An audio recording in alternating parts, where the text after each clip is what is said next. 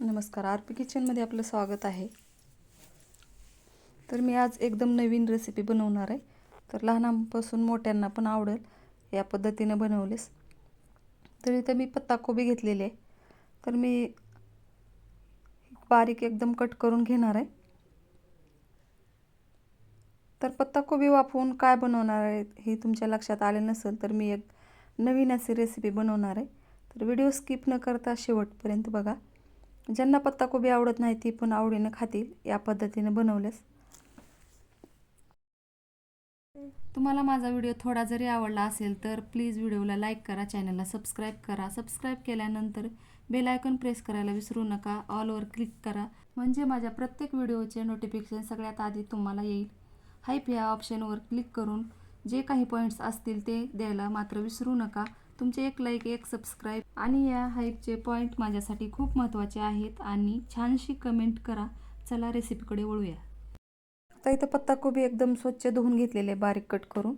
आता ही मिक्सरच्या भांड्यामध्ये टाकायची.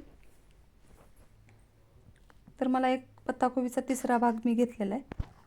आता ह्याच्यामध्ये 2 मिरच्या टाकल्यात भाजून, लसूण पेस्ट टाकली, थोडीशी कोथिंबीर टाकायची. आता चवीनुसार मीठ टाकायचं ह्याच्यामध्ये आणि झाकण लावून एकदम असं थोडंसं मोठं मोठं असं वाटून घ्यायचं. अशी पेस्ट बनवलेली आहे. आता याच्यामध्ये अर्धी वाटी बेसन टाकायचे, हळद टाकायची अर्धा चमचा, थोडीशी कोथिंबीर टाकायची, चवीनुसार मीठ टाकायचे, अर्धा चमचा ओवा टाकलेला आहे, धने जिरे पावडर टाकायचे. आता याच पेस्टमध्ये ही पीठ मिक्स करून घ्यायचं. याला वरचं पाणी वेगळं लागणार नाही. तर एकदम छान असं ही बॅटर तयार होते, बघू शकता. तुम्हाला जर वाटलं तर ह्याच्यामध्ये तांदळाचं पीठ किंवा गव्हाचं पीठ वापरू शकता. आता एकदम छान अशी पीठ मळून झालेलं आहे. आता इथं पातेलं ठेवलेलं आहे. याच्यात 2 गिलास पाणी टाकायचे. आता ह्याच्यावर चाळणी ठेवायची, चाळणीला तेल लावायचे.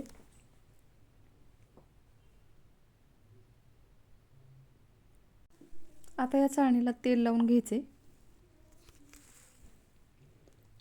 आपण जे पीठ मळून ठेवलं होतं ते ह्याच्यामध्ये असं थापून घ्यायचे.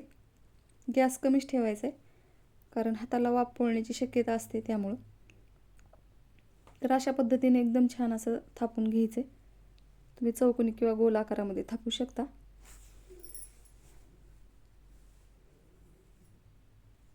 आता खालचं पाणी पण उकळलेलं आहे त्याच्यामुळे वर वाफ येत आहे. आता थोडंसं वरून तीळ टाकलेत मी आणि ह्याच्यावर झाकण ठेवायचं आणि 20 मिनिटं असंच ठेवायचे. वाफवून घ्यायचं हे आपल्याला.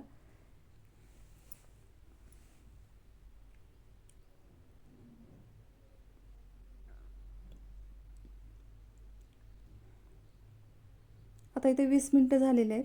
तर एकदम छान असं वाफवून घेतलेलं आहे. बतईनं बघू शकता अजिबात बतईला चिटकलेलं नाही. आता थंड होण्यासाठी गॅसच्या खाली उतरून ठेवायचे.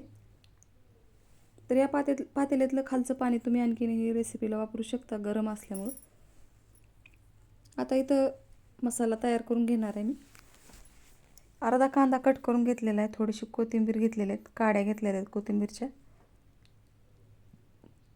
लसण पाकळ्या घेतल्या 2-4. आता इथं खोबरं घेतलेलं आहे बारीक ठेचून.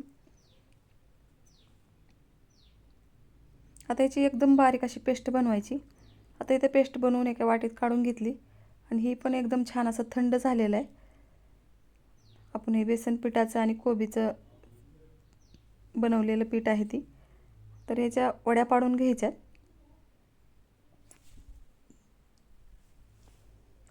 तर बघू शकता एकदम छान अशा दोन्ही बाजूनी वाफवून निघालेलं आहे पीठ. तर अशा पद्धतीनं सर्व वड्या बाजूला काढून घ्यायच्या.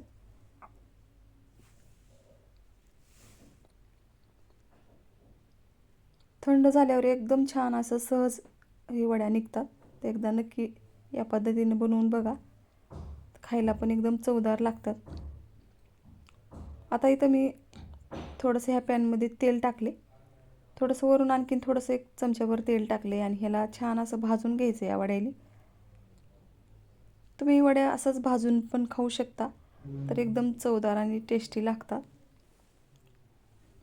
आता एका प्लेटमध्ये काढून घ्यायचे.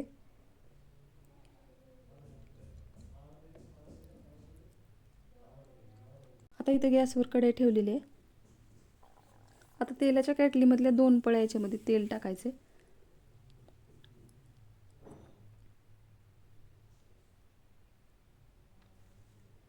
आता ह्याच्यात अर्धा चमचा मोहरी आणि जिरे टाकायचे.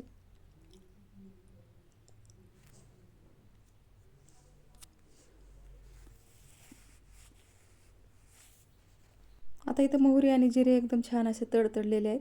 तर वाटलेला मसाला याच्यामध्ये टाकून घ्यायचा आहे.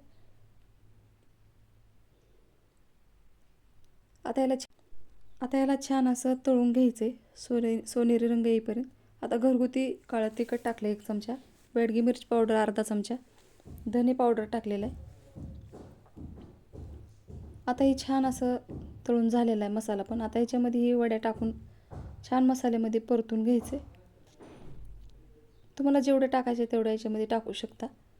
आणि याच्यात बाजूला मी कढईमध्ये गरम करायला पाणी ठेवलेलं होतं ते याच्यामध्ये टाकायचे. आता चवीनुसार मीठ टाकायचे. आता इथं मी येसर घेतलेला आहे 1 चमचा. आता याला गरम पाणी करून ह्याच्यामध्ये टाकून घ्यायचे.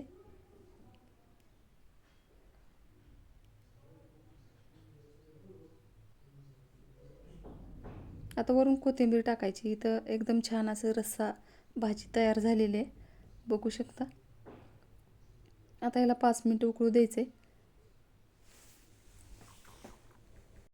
आता इथं भाजी एकदम छान अशी तयार झालेली आहे. लहानापासून मोठ्यांना आता ही तयार झालेली आहे भाजी. माझ्या चॅनलला सबस्क्राईब करा, लाईक करा, शेअर करा. व्हिडिओ बघितल्याबद्दल धन्यवाद.